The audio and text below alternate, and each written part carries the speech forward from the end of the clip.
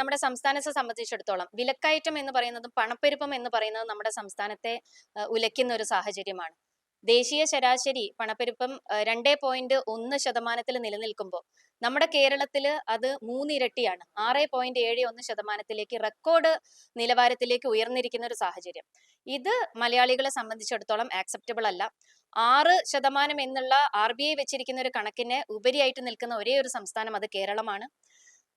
അപ്പോൾ അതില് സംസ്ഥാന സർക്കാരിന്റെ കൃത്യമായിട്ടുള്ള ഇടപെടൽ വന്നുകൊണ്ട് നിത്യോപയോഗ വസ്തുക്കൾ ജനങ്ങൾക്ക് താങ്ങാനാവുന്ന വിലയിൽ ലഭ്യമാകുന്നതിന് വേണ്ടിയിട്ടുള്ള പ്രവർത്തനങ്ങൾ സംസ്ഥാന സർക്കാരിന്റെ ഭാഗത്തു നിന്ന് ഉണ്ടാവണം എന്ന് ആവശ്യപ്പെട്ടുകൊണ്ട് പ്രതിഷേധ പരിപാടികൾ സംഘടിപ്പിക്കുകയാണ് മഹിളാ മോർച്ച.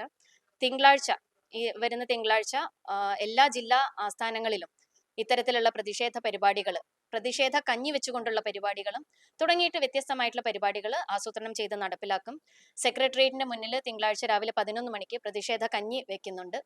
ഈ കർക്കടക മാസം പണ്ട് പറയുന്ന തരത്തിൽ പഞ്ഞമാസമായിട്ട് ചിത്രീകരിക്കപ്പെടുന്ന ഒരു സാഹചര്യമാണ് ഇന്ന് നിലവിലുള്ളത്. അതിന്റെ സൂചകമായിട്ടാണ് കഞ്ഞി വെച്ച് പ്രതിഷേധിക്കുന്നത്.